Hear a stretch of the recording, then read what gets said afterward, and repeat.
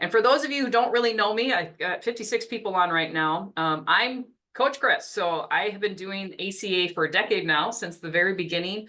I like the federal marketplace and ACA and all of the glitches that come with it. And I can tell you an example of why I like that glitch. Somebody in Virginia was trying to get somebody enrolled for tomorrow or today. See, this was yesterday. And all of the glitches that can work in the marketplace won't work for Virginia. They won't give them the SEP because their coverage ended 12/31. They wanted proof of it. It's like, well, the marketplace is the proof, and it was accidentally canceled. And you know what? It has its glitches, but those glitches can be useful. So I've been doing this for 10 years. I'm not saying I know every glitch, but I probably know 99% of them, and I want to teach those to you. But I also want you to understand the system. I am a top producer for pretty much most of the ACA companies in my county, except United Healthcare, because they just came back new.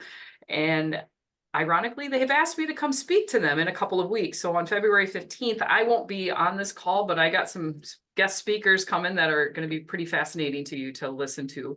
And I started this because I want you to make an impact. You can make an impact on your community, make a good living, and getting into something that I'm kind of going to call it like Microsoft. How many people have heard if you had bought stock when Microsoft first started, right? If I had had Apple when it first started, everybody thought they were crazy. This is a trend. That computer thing's going to go away, right? It's not going to last. Heck, I think I even vaguely remember them talking about that with VCRs, and of course stuff changes, but everybody who got in on Microsoft on the ground level, they're really happy. Everybody got in on Apple and all of those things. That's what ACA is. It's just starting. It's not going anywhere. When the Medicare Advantage plans came out, there were so many agents who refused to be a part of it. There were FMOs who were like, it's not going to happen. And of course, now 50% of the country is in Advantage plans. So you're in the perfect position to be in it when it blows up. And then suddenly everybody's going to want to be a part of it. And you're like, haha, I've already been doing this. So, don't listen to the naysayers. Don't listen to the people who are like, you can't make a living selling ACA. I can tell you right now, yes, you can. I built an agency because of ACA. Now, I have a business partner who sells Medicare, and he loves Medicare. God bless him. I don't like Medicare. I find it boring. But it was because of the ACA side that our company became what it was. So you can do this. I have a great team. You can have a team, or you can be your own team. There's no reason you have to hire staff. Sometimes we went for quite some time with just one staff person that was just answering, just setting up those appointments, because I was like, you know what? If you can answer those phone calls and make the appointments, great. And we went years with just somebody doing that. So it's not like you have to have an agency. Recording in progress. Morning, Sharon. You got to turn the other one off. Yeah, I know. So in about 10 seconds, we're going to do an experiment. I sent you all I guess homework, right? I told you to bring me your top 3 things that you hated and the top 3 things that you liked about open enrollment. So I'm going to turn on my timer, and we're going to spend 2 minutes having a little, complain fest. I tried to ask people to help me figure out a different word besides bitch fest, but nobody could come up with something, but that's what we're going to have. We're going to have exactly 2 minutes to just complain, just talk about it. Because believe me, we all had stuff, right? And so I want you to unmute your mics, all of you at the same time, and we're just going to spend 2 minutes telling everybody what was bad. So here's my timer, and I'm going to hit go on the count of 3. So everybody unmute your mics. I don't think I can unmute everybody. I think I can mute everyone. So unmute your mics. We're going to have one big giant, complain fest. And give me what was your worst thing? So on the count of 3, 1, 2, 3, go. People not believing that it was true. That's true. I didn't get to have Christmas this year. They I thought didn't it get was to a make any scam. Christmas stuff. I know other people, come on. Okay, well, for me, ACA this year was excellent. But my complaint now is I don't know where to file a complaint against an insurance company as an agent. Virginia does not have some place where you can go unless you're a consumer. So that's my biggest complaint, because my book with Cigna grew tremendously, but I'm not going to be paid. So All right, that's my anybody biggest else? complaint. Oh, no. You're gonna get, we'll got some stuff. Come on, give me more. You're not the Okay. only one. My big thing was I put some posts out in some Facebook groups and said, hey, if you're under 65, I can get you some health insurance. I just helped a gal only making 30,000 a year, and she for $8 a month, and I had 24 people reach out to me for quotes, and I was so excited, and I only closed like 2 of them, and some of them thought that it was a scam. Yep, because there are some scams out there. All right, who's next? Come on, Melissa, you got your mic off. Yeah, so I think my biggest complaint is just having to like correct the marketplace employees. Like they need to be the ones that help you, but they don't know. So would you're think. just stuck in this cog and the client has no clue. So it just, man, if there was like an escalation where you could just be sent to people that needed to know more on a regular basis, that would be just amazing. It's I know, the a lot. incompetent. Anyone else? You got like 11 seconds. All right, go, Robin. I hate calling the marketplace with a client and listening to the blasting loud music and the inability to speak with your client while you wait on hold. Oh, I know. Isn't that Oh. horrible? And you know, they haven't changed Horrible. that music since it started. Horrible. I don't care if it's on, it's just blasting loud, and it's a Yep. joke that you can't have a conversation while you're on hold with your client. All right, our 2 minutes are up. Okay. Sam's got one. All right. My biggest is we had so many clients that auto renewed and they know better. They know Yes, better. we had tell auto them renews of every year people we who've been have to clients for touch 2 base. years. Yep. You need to update things. Your The income, confusion, and so the many confusion. just ghosted us for no reason. Yep. The confusion. Chanel, you were saying something? Yeah, the confusion of looking for me at some of the summary of benefits between the different carriers and how they would word certain things like, okay, you would have a certain deductible, but then you look in the summary of benefits and it's different, or you have a prescription deductible, or you look up their examples that they put at the end of the summary of benefits document, and it's just not making sense. I Yep. don't know. I think that was part of an annoyance. I hate for me. those examples because they're kind of meaningless, but you're right. And if you're confused, do you think your clients are confused? Probably. One last call. Anyone else got one last complaint? Yeah, the one thing I hated was the people that went to 6 different doctors that wanted me to look up and figure out exactly if the doctors are on the plan. Yep. And some states are easier than other states. I realized in my state, I am freaking spoiled rotten. I don't have to do that. I just go, who's your doctor connected with? They go, Aurora, that's a big company. And I go, okay, you're covered. I didn't have to look them up. But I know in Florida and Texas, it's not like that. So yes. No. I hear you. The binder link, the binder payment links I find with Blue Cross in Louisiana, actually in New Jersey, do not work. We And did they just say Blue Cross, right? you literally they had to call to make their binder payment, then to make their recurring payment. It was just ridiculous. I was like, well, you can't make their recurring. No, they have to go online, but they need their member ID to log in and create their portal. And all the auto renew people, I was like, I don't know. I would ask Blue Cross and the marketplace, do Yep. they have to call in and make another binder payment? Do they have to update? They're like, well, you can't probably ever should. ask healthcare.gov anything. I'm gonna They tell you don't right know any- now. Right. Don't ever ask healthcare.gov anything. There should be and only then one reason to call them, because they have to fix something in the past. Blue Cross never extended their hours. They were always from 8 to almost 4:30, basically, Monday through Friday, closed on holidays, and they would also close for trainings during the week.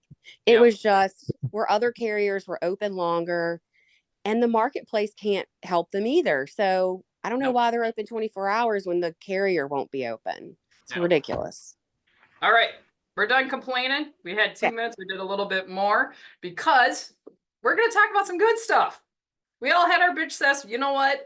Absolutely. And I'm not saying that some of that stuff's not valid, but now we're not going to focus on that. We're going to focus on what we can do, what was good, what we can grow on. Because as I was listening to a bunch of different amazing speakers recently, kind of doing some stuff for business stuff, you are what you say, right? So if you say I'm not good at, well, guess what? You're not good at. And if we focus on all the negative, that's what's going to happen.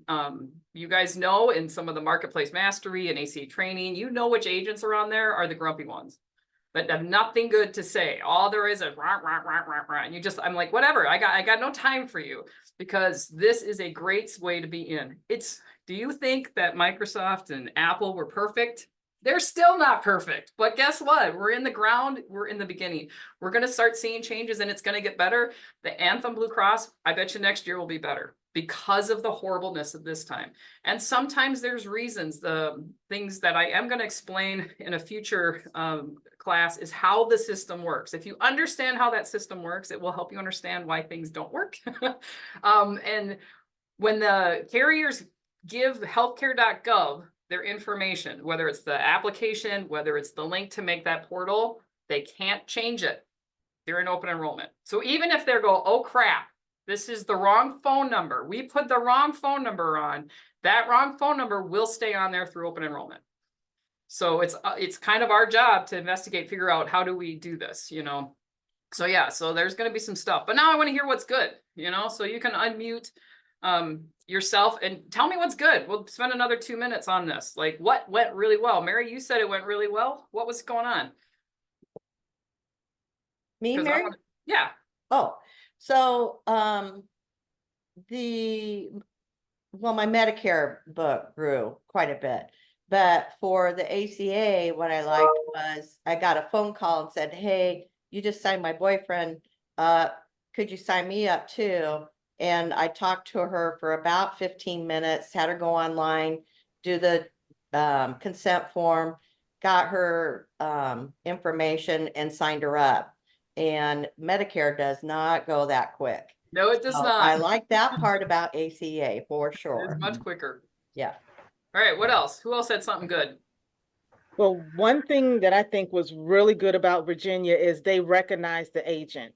What they do if a consumer calls the marketplace and they want help with picking out a plan, they immediately transfer them to us. That's how my book really grew this year. That's awesome. So, which is great. One Absolutely. more time. How did your book? What call got transferred to? What they do, like if a consumer calls and they fill out the application, then they ask I'm just calling them CSRs. If they ask the representative, can you help me to pick out a plan? Then what they'll do, they'll look up 3 agents, they'll give them the phone number, and then they'll tell them you need to call one of these people to assist you with that. They don't try to enroll them in a plan without them getting an explanation if they request to have help. So during open enrollment, actually been certified and goes through the training. That's awesome. So they just immediately call you, or the marketplace will call you and then they'll transfer that person to you if you're in the Agent Connect program. Right. The only downside is what I had mentioned before. We don't know if they had an agent in 2023 because we were on the feds. So those are the ones that we won't talk about the complaint. Yeah, they need so to anyway. Here in Nebraska, we have, it's probably all over, but what I used was help on demand. Mm-hmm. And so, you know, if you respond within 15 minutes, if someone's looking for help, then you get that lead. And I did get a couple leads that way too. Yeah, that's what I had last year, but this is much better. Yeah, well, it is. First day I thought I was gonna die. Too many coming in, but that's good. Much better than help on demand. All right, who else has got something great that happened? I'm a brand new agent. Yeah, absolutely. But I learned a ton this year, and I was able to problem solve some of the stuff back to the Blue Cross issue, which I posted in the group several times asking for help. Yep. And I actually was able to figure it out, and everything worked out in the end. So that was a plus. Excellent. Very good. Who else? And I'm a new agent as well. Hey, this Chris. is my 6th, 7th month. I felt like the volume was more than I expected, which is a good thing. I can't wait for next year. And the friendliness of the clients, like 99% of my clients were super friendly, super easy to deal with. Like a lot of them like really touched me when they're like, well, how can I pay you? How much do I owe you? And I'm like, well, you don't pay me anything, but you know, thank you for asking. It really shows you care. Just the overall like friendliness of the majority of the people. That's awesome. I used to say you can pay me in chocolate. So I actually did have somebody that bought me chocolates. So yeah. Excellent. I'm an agent to this as well. I do all of it. However, ACA and the Medicare part is very new. I heard someone say health on demand. I'm interested in that. I'm interested in knowing all of my outlets to contact individuals and to get those leads. Now, I do have Medicare Center, but I don't think the ACA works through the Medicare Center. No, it doesn't. Okay, I have the Health Sherpa. I wasn't crazy about Health Sherpa. It's supposed to be a positive. Right. I did, well, anyway, I had my kind of bloopers with that. And then I heard the other young lady, Sharon, mention something about, I guess, something else that she uses. So I'm kind of interested in both of those. Mary said something about health on demand, and then Sharon said it was something better. It's in Virginia. You have to be licensed in Virginia. Okay, and I'm in the state of Mississippi. Yes. Yeah, So that, I'm licensed in we'll several talk about states. that help on demand. So Okay, gotcha. Okay. all right. I'm would excited. say that I set up my form doctor and it was great. So thank you for that, Chris. I love Form Doctor. Yep, I'm telling you, that was one of our big ones that we found, and we're like, oh, thank God for Form Doctor. So good job.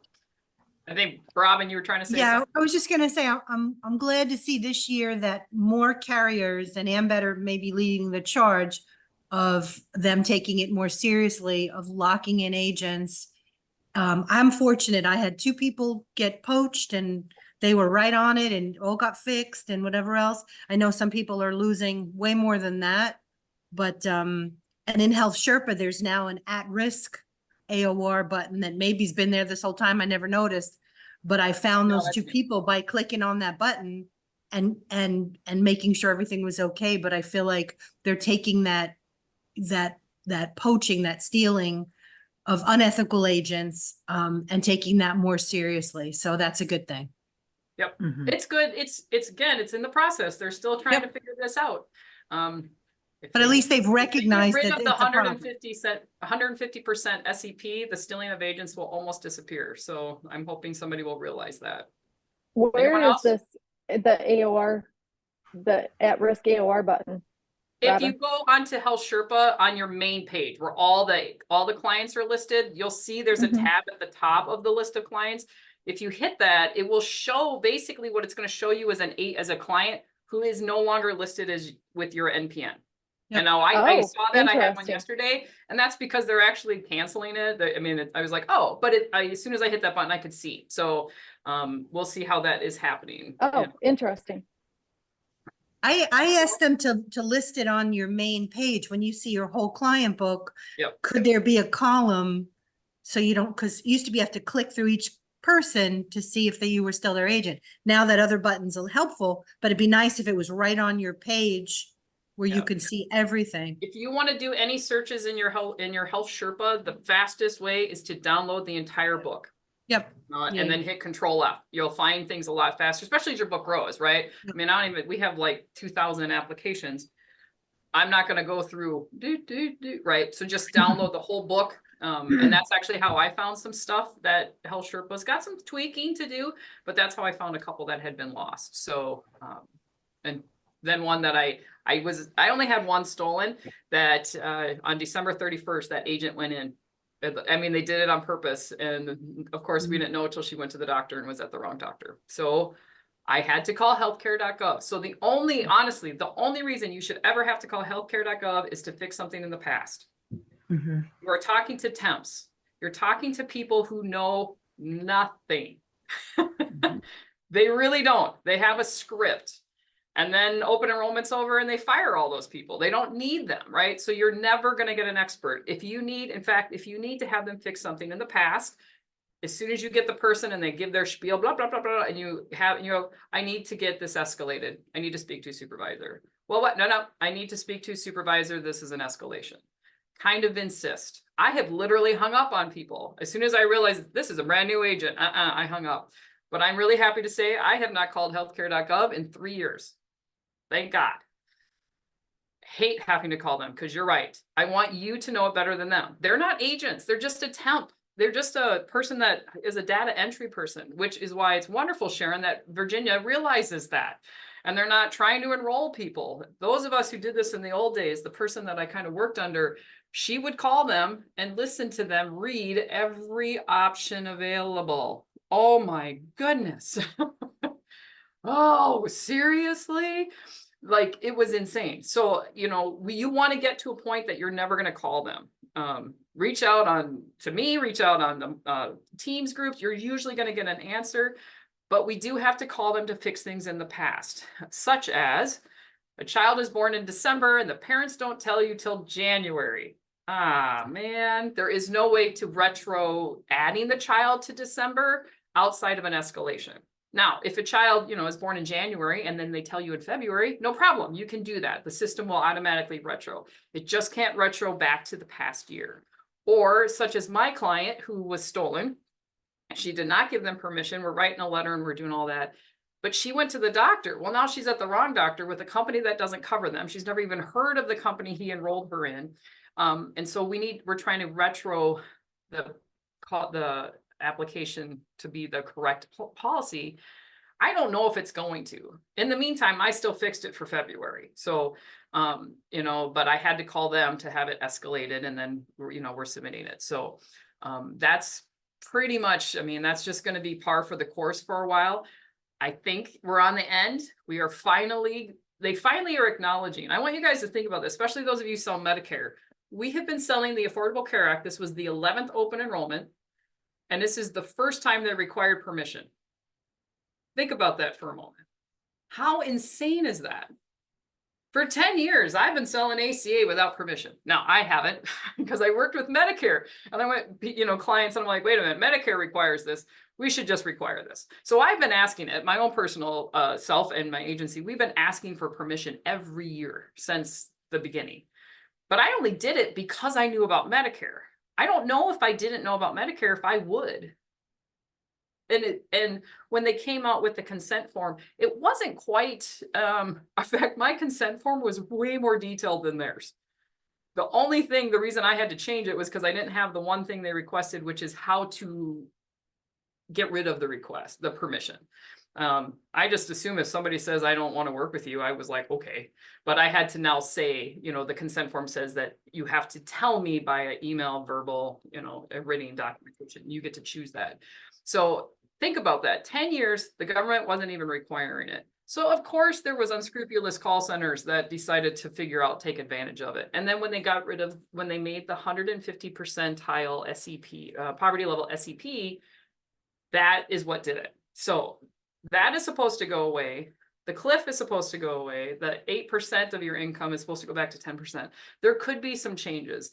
And I'm hoping now, I mean, CMS can't deny it. They can't understand. They can't say, we didn't know this was happening. It's now truly happening. But remember, think of CMS as a giant, giant wheel. And there's 4 of them, and it's a huge truck. It's going to take a long time to pivot and fix things. The government doesn't work fast. The fastest person or the best place you can call or report an agent is, yes, CMS. You need to. The other one is your state office of commissioners. They move much faster because they're concerned about their state. Not necessarily about the health system, because I've been reporting one of our health systems, hospital systems for years. I've reported them 5 times and I've heard nothing. But agents, man, we got a complaint about a woman who was complaining that an insurance company was promoting an agent and it wasn't us. Well, ironically, it was us.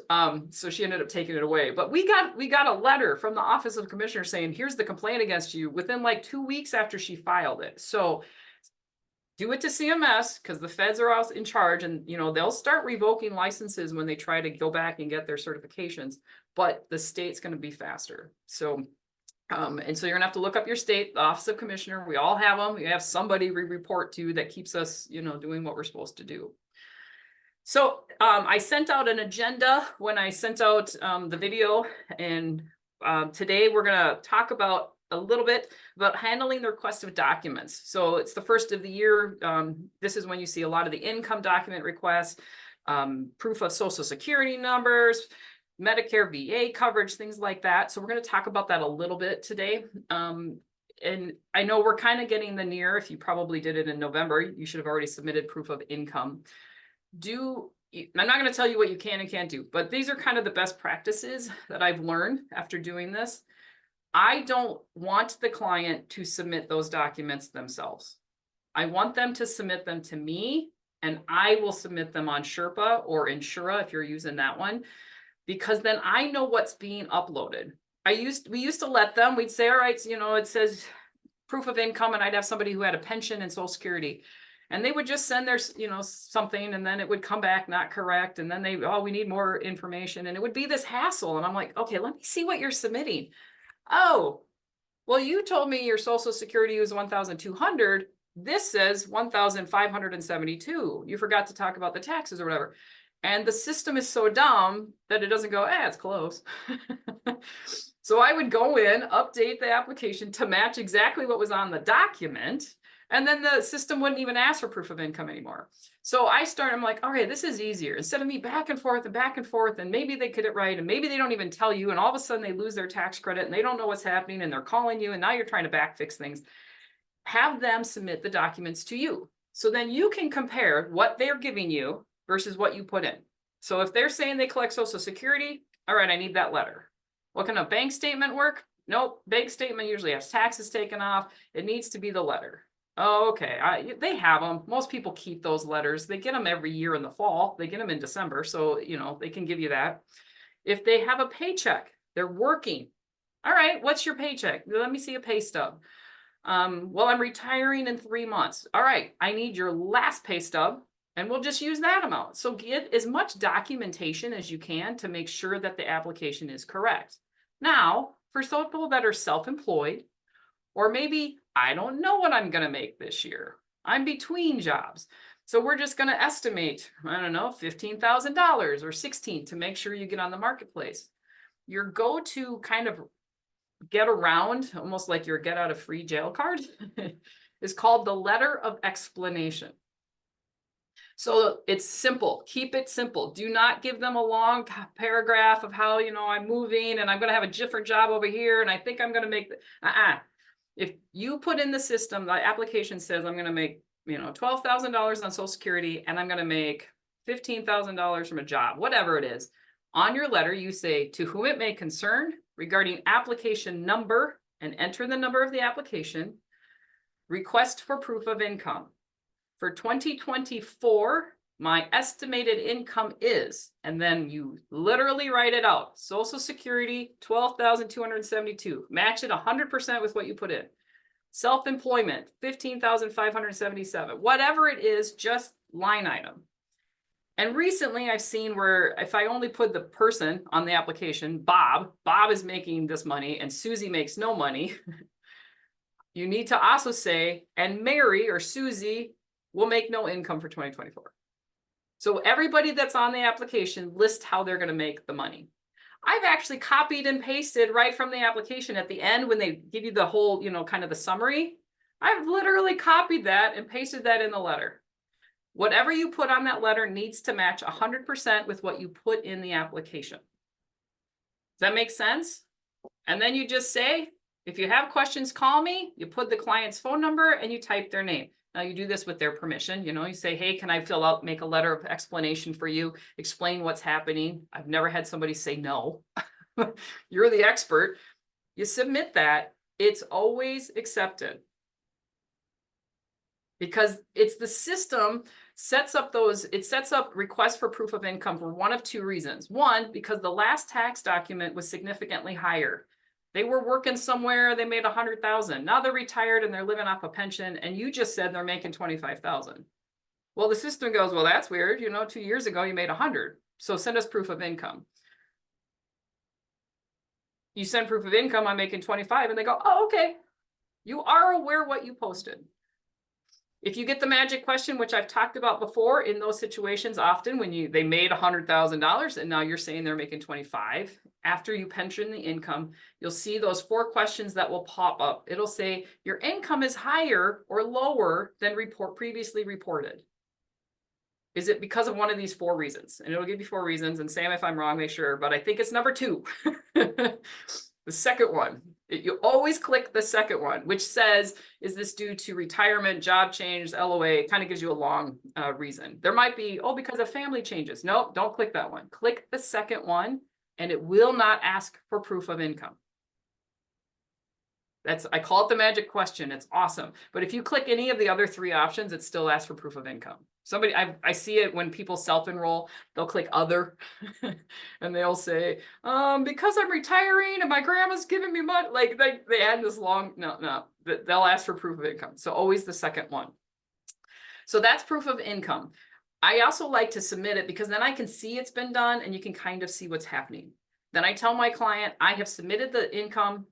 Keep an eye out. You're going to get 1 of 2 letters from Health Sherpa or healthcare.gov. It's going to say 1, you received all your information and you're good to go. Or 2, it's going to request for more information. If you get that letter, call me. And then they'll call us and we can see that letter too. That's the other reason why I like, Sherpa and Insure. You can see those letters. Sometimes it will tell you what's needed. Send us proof of Bob's. You only send us proof of Mary's, which is ridiculous. And then I submit that letter and I go, and Bob's not making any money. And they go, okay. So, and sometimes it just says requesting more information. I don't know what that is sometimes. Sometimes it just means, like I submitted a pay stub twice, the exact same pay stub, and it was accepted. So Sam, you had a question or was going to say something? I also wanted to also say sometimes, and maybe you said this and I'm sorry, I was typing to a question, but sometimes it will say we need Mary's income and Mary's not even applying. She's the retiree or whatever. She's on Medicare. You still have to have both. So even if Mary's the one making 25,000 and Jerry is the one who's got 0 income, you need to include both spouses. My income is going to be coming from Mary, 25,000 Social Security. My expected income is 0. Yep. So it has to match exactly for whoever has income listed in there, even if it's 0. Children, no, but spouses, yes, because the person that's applying, even if they're 0, now they're asking, well, then where's your income coming from? It's coming from Mary. Yep. And it will, if you've noticed, whoever's listed primary, the marketplace always mails everything out to them. And it will say, send us proof of Bob, because Bob was listed primary. It doesn't mean they only want Bob's. It means they want Bob's and Mary's. It's just kind of one of those things. They want both. If they're on the application as a husband and wife, they want both, even if they only name one person. And somebody asked me a question, if a client makes less money than what's reported to the IRS, will they owe money back? No. If somebody says they're making $50,000 and then they make $20,000, what happens? I know some of you know this. What happens? It's part of the attestations. They might get money back. Correct. They're going to get money back. Now, if they're paying nothing, they're not going to get money back. But if they were paying $50 a month and they should have made 20, they're going to get that difference back. If you say somebody's making 17,000 and they make 2,000, nothing. The government is not going after poor people. So this is back to that sometimes, well, they're not sure. They're right on that edge. Okay, it's possible. They could make 17,000. They're a family of 2. They could make 20,000. It could happen. None of us know what we're going to make. None of us. Unless you have an annuity and it's the same amount. Christina, yes. So if I have a client, and I'm not saying I do, if I have a client who says every year they don't want to be on Medicaid, let's put down the minimum. Mm-hmm. They never make the minimum. At some point, doesn't whoever go, wait, you've been saying for 3 years, you're making X, you're not, you should be here. That'll never happen. You mean this is a smart system? Not a smart system, not a smart system. I'm not saying that won't eventually happen. What I had a client for, and I've told this before, years, he was on that. He says, no, I don't know if he did, but he says he applied for Medicaid, but because he owned property, because he owned like a game place where you could fish in the ponds and stuff, because he had property that he could not qualify for Medicaid, but he only made like 12,000. And I'm like, well, could you make 15? Yeah, I could. Year after year after year. What I would get is, your income seems higher than you said than you made last year. And I'd be like, yep, because of job change. Then he finally got married and now he actually makes enough. And the IRS doesn't care if you're poor, because they're paying the full amount if you're at 17,000, 15,000 than if you were at 2,000. They're paying the same. It doesn't matter to them. Now, the systems could change. State-run ones, completely different, of course. You know, I'm not speaking for state, but again, it always goes back to the feds. So, that's, you're not going to get penalized. And you are doing what the system was made for, to get people affordable insurance.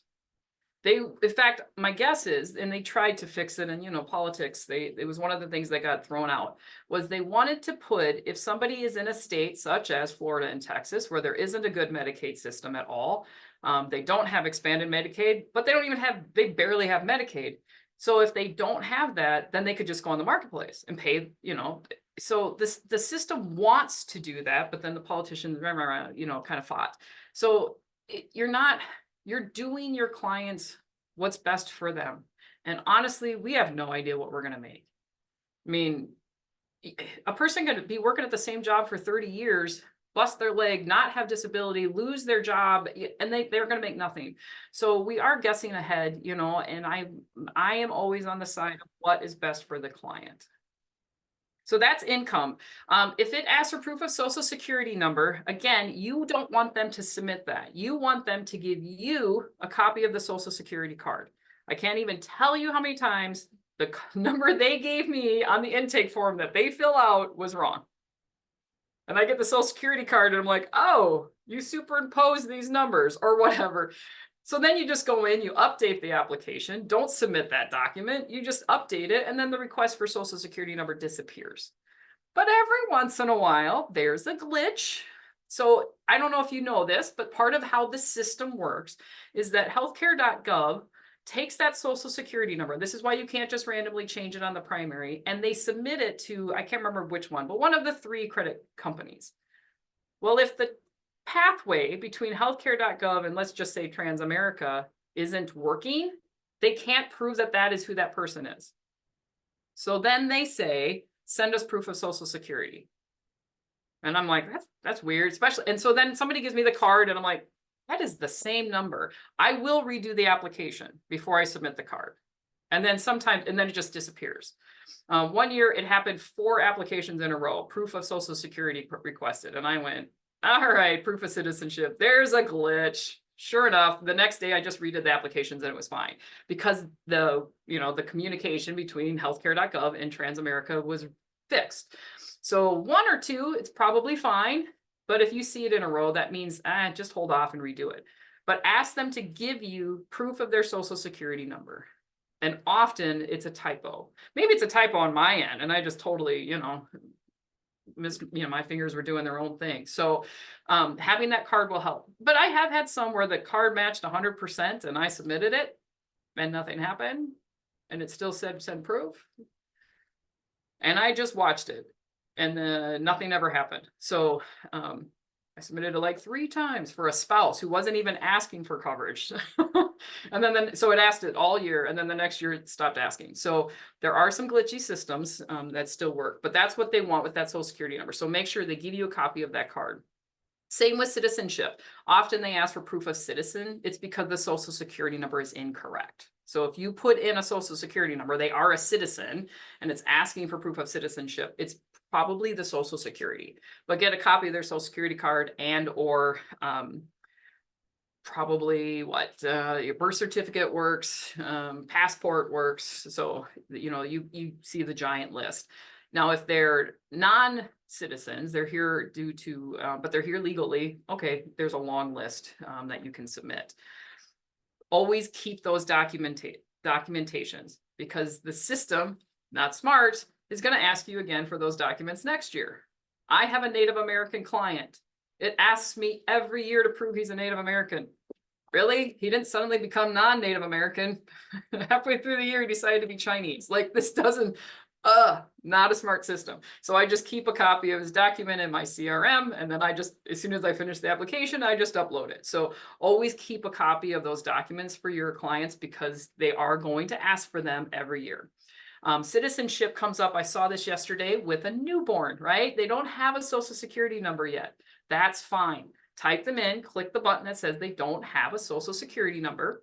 And then I tell my clients, hey, as soon as you get it, call me because we don't want the coverage to go away. They don't want the coverage to go away either. They're pretty good about calling. Now, set yourself a reminder to make sure that they can give it to you within 3 months, just so that it doesn't get lost. They're, you know, parents of newborns, and maybe it's a colicky baby and they have no brain and they're dying. So you might need to call them. Hey, did you get that social security number? And then just go in, update the application, type the social security number in, and the request for citizenship goes away. Do not waste your time trying to find birth certificates and documentations from the hospital. It's just because there's no social security number. You got 3 months, right? So just, you know, tell your client, as soon as you have the social security number, give it to me. When it asks for proof of VA or Medicare coverage termination, that means that client has VA and Medicare. I've had one exception to the rule, and Sam and I remember this person because we went in every 3 months to push it out. It said he had VA coverage. And he went to the VA and they're like, you don't. I mean, he had like the VA coverage that every vet has. Every vet can go to the VA.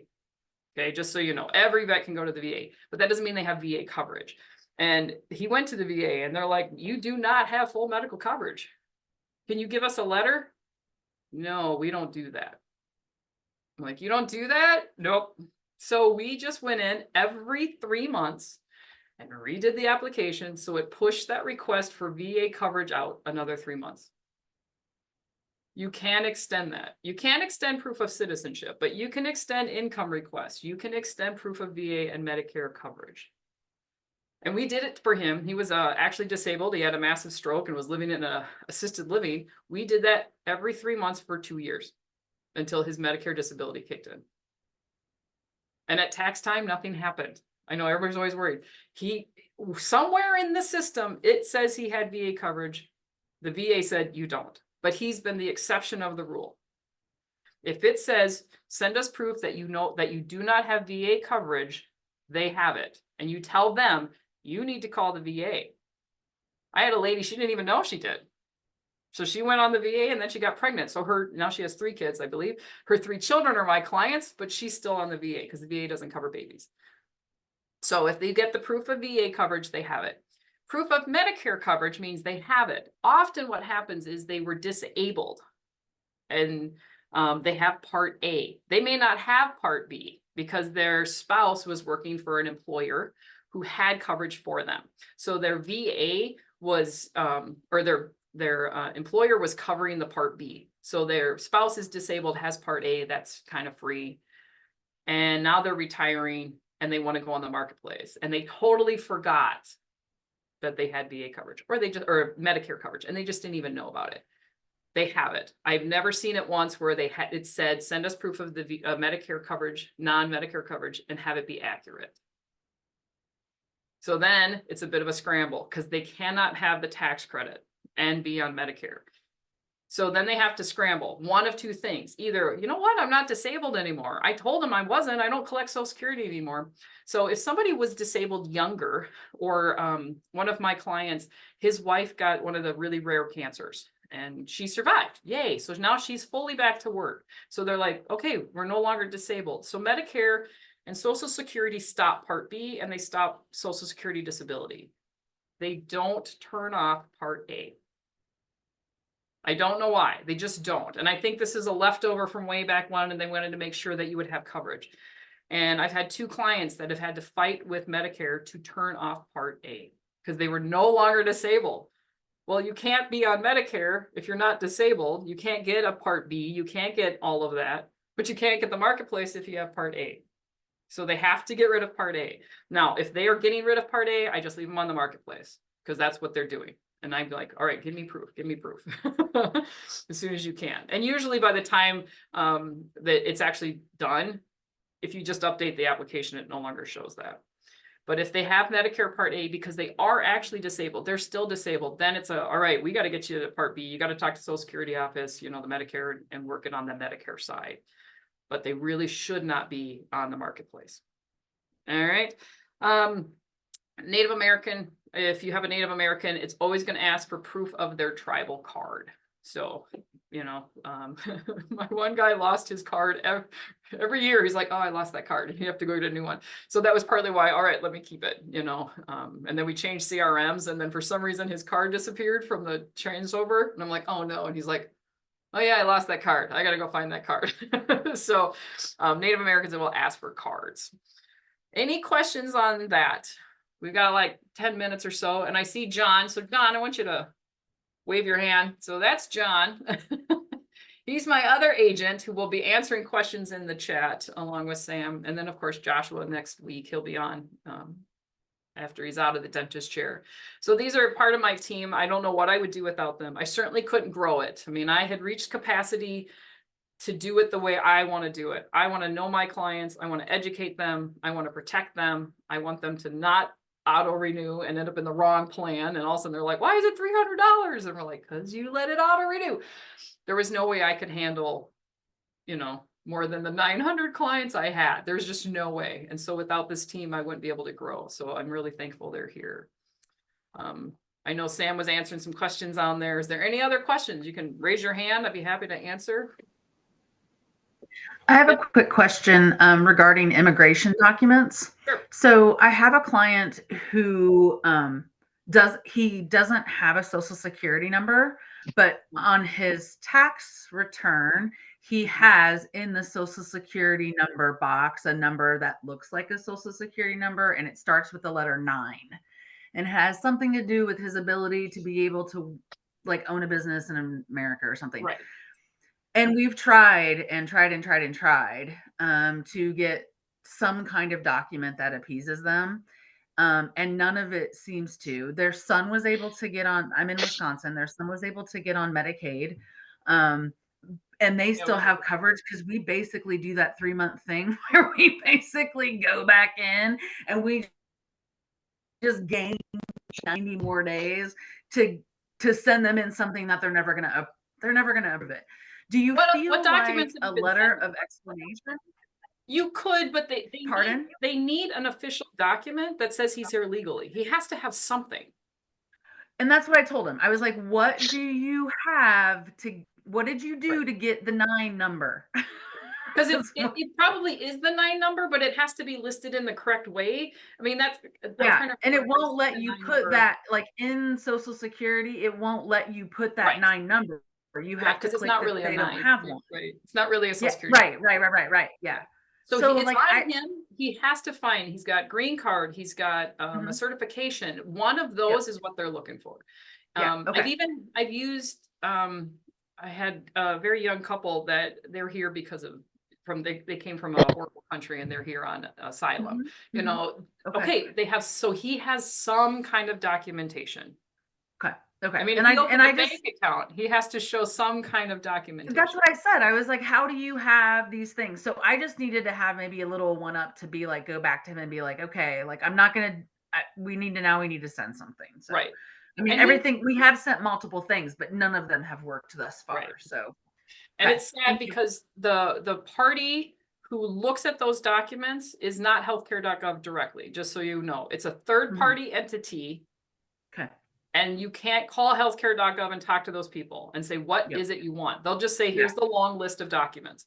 Now, if one thing you can do when you submit documents to healthcare.gov, healthcare.gov will call your client. It's one of the only times that I was like, thank you, especially in the beginning. I'm like, answer that call, because they will call them when you submit documents that aren't correct. So answer it and then say, what document do you need? So income documents where it's like, I submitted all this. If you submitted it and they want more, they will call. So yeah, have them do that list. Anyone else have a question? Yeah, what's the matter with auto renewal? What's the matter with auto renewal? Because it's never accurate. It's never accurate because their plan ends December 31st. And as of January 1st, it's a new plan. It's a new rate. It's a new hierarchy. Their tax credits changed. Their income has changed. Nothing is exactly the same. Even if all they live off is Social Security, there was still a 3.5% raise or 3% raise. Nothing is the same. So we want them to go in, update their information, and make sure they're still in the plan they want. Because I can't even tell you how many people that auto renewed that called us in January when they got their bill that was significantly different. Now, if they're auto renewing because they're on Medicare, February, whatever, okay, if it's 1 month or March, but it's never accurate. Well, I thought when I auto- saw an auto renew option in Health Sherpa, it told them what the premium was for the plan for the coming year. Was But that's I based wrong? on old information. It's based on the information you put in for 2023. If you don't go in and Okay. put in your information 24, it's outdated information. So it's their best guess. Remind me, where do I see the auto renew? I don't remember seeing an auto renew If you don't option. do anything, it auto renews.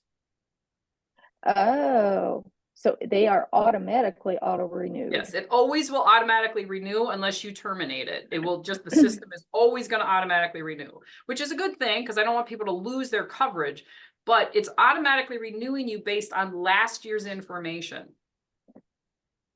Okay. An Well, if example, nothing's changed, then that's not bad, is it? is what? If nothing has changed, then that's not a problem, is it? It can, because they're probably not paying the correct tax. The tax credit is probably not accurate. Now, it could be for their favor. So an example, and Melissa, I don't know if you're on the east side or west side of Wisconsin, but the east side, it's all common ground for Aurora. So common ground is typically they're the second cheapest plan. They dictate a lot of things. Not always though. In a different county, all of a sudden they're like fifth. Last year they were second. So the rate just astronomically changed. And then in my county, where they're still the second cheapest, people whose income was exactly the same, they're paying a whole lot more than they need to. Now that's a good, because if they're paying more now, when they file their taxes and their income is lower, they'll get that money back. But the reverse is bad. They're paying, $20 and they should be paying $500 because they got a job. So, and then at tax time, they're like, what the hell? Why am I paying $3,000? Well, because you got a job now and you never updated your information. So I'm not saying you have to necessarily talk to every single person because that can get tedious, but if you can get them to go into Health Sherpa and update their information, then they're accurate, because rarely is anything the same. And especially as more and more carriers are coming into the market. When I had one carrier, yeah, it was accurate. I had two carriers, yeah, it was accurate. Well, now there's so many carriers, and then you get, this plan doesn't exist anymore. And this plan exists, and they route them. So, I know there's plenty who let people auto renew, but that's not my model, because then they're rarely accurate. And then they're going to blame you. They get mad at you because why am I paying back? Okay, so if I can see one guy who's dropped coverage for this year that I didn't realize he was going to, is there any way I can tell whether he just changed voluntarily or he got stolen like you were talking about? If you search Health Sherpa, if you do that search button to try and pull in the application and then look at it, you'll be able to see, is there a 2024? And if there is there somebody else? Is there another agent listed? If there is, then you have to reach out to him and say, hey, I see, so, Susie Smith is now your agent. Did you want them to be, or did you want me? Yeah, I clicked on something last night and I saw agent and it was somebody else. It wasn't me. And the client could have decided to do that and not said anything to me. Right. Or maybe it got swiped like you said. So you Right. just got to ask the client. I always ask, because to me, it's a common courtesy, right? I'm like, hey, I just wanted to make sure everything is correct. I see that you're working with Susie Smith. Susie Smith is now listed as your agent. Is that correct? And if they respond, yes, then go, all right, thank you. I'm here if you need me in the future, and you just move them as a previous client. But sometimes they're like, no, I don't know who Susie Smith is. And now you've helped them. And if there's no response, if they just ignore you, then assume, okay, they went somewhere else and they're just, too afraid that if they say I'm working with someone else, you're going to get mad. So, but I always send out that common courtesy, because there are people that did not want to be moved and they were. Sam, did you say something? Okay. So there's a question on the chat and I just want to explain it in here instead of typing back to the person. So the question is, so read the question. What is the best approach for an applicant receiving only SSDI and the filing of taxes versus receiving the tax credit? I have had a couple of applicants that gave pushback because they don't want to or intend to file taxes on the SSDI and getting upset. I feel like I'm misleading them when explaining they have to file taxes to receive the tax credit. If they're receiving Social Security, disability income, they have to file taxes. Okay, there are some Social Security that is not taxed. They still have to file their taxes to receive the tax credit. Now, it is their choice if they want to risk that and not file their taxes. If they say, no, I want you to mark that so I get the tax credit, but I'm not going to file taxes, that's on them. Make sure that you note that. And then it usually would take a couple of years for that to come back on them, but they will wind up owing that in when the IRS gets caught up to them. And you can do the math for them and show them if you're getting 100% tax credit, if you're getting $1,200 in tax credits a month, and that catches, that catches up to you, that's 1,200 times 12 months. And show them the math. I have actually had this before too. And when I show them the math and I tell them you will owe in, $26,000, that usually gets them to go, oh, okay. It's always on the client. You can only do what the client asks you to do, but just spell it out for them exactly verbatim what they're going to owe. You can also pull up a list. I mean, on healthcare.gov, I know we don't like to go there very often, but on healthcare.gov, there is a list of what's income, what's not income, and what specific Social Security is not considered income. And you can say that to them. So I hope that kind of helps. I just felt like that was a question that probably comes up for more than one person. And a quick kind of, just tell them the government is paying $1,000 a month for you. Don't you think they want to make sure you're only making 13,000 or 15,000?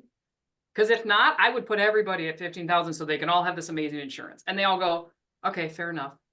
You're not going to have to pay taxes. If all of you live as off of Social Security, you're not going to pay taxes. But of course, the government wants to know that you actually make only 15.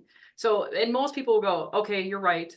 But this is what's going to happen. Now, it hasn't happened. You guys haven't seen this, but it's going to turn back on now because of the whole Medicaid. And there's more people in the IRS system, but I have seen this in the past. What will happen is if they do not file, let's just assume it was 2023, and they don't file their taxes, when you go in to enroll them in 2025, it will not give them a tax credit. That's what's going to happen because they haven't reconciled their taxes. So they used to do that you would have to reconcile. I had a couple clients that found out, oh, what? And I'm like, you're paying full price until you go reconcile this. So boy, they were on it, right? They were going on there. And it was kind of like they got the tax credit in January and then the tax credit disappeared for February. And there was no way to turn it on. And it said, because you haven't reconciled. So that is coming back. So anybody who doesn't file in 2023, they're not going to get the tax credit in 25. Now, I guess if they're on Medicare in 25, whatever, but so they won't, if they're going to keep it, if this is what they're going to be using, they have to file. Even if you're filing and you're saying, I made $12,000 in cash from my mom and dad, the government's going to go, okay, you don't owe us anything, but they need to know that you did make something. All right, we're at the top of the hour. Thank you very much. I will be sending out recordings for those. If you haven't seen the new YouTube, it's only got a couple videos on there, but it'll be on there. And then next week, we're going to talk about how to handle more complicated income changes mid-year for like self-employed, loss of job, increases and decreases. One of the ones that I think could be the most important thing to affect your clients throughout the year. So we'll talk about that next year or next week. In the meantime, I've been collecting questions, so I'm going to be adding those as we go, and have a great week. Thanks, everybody.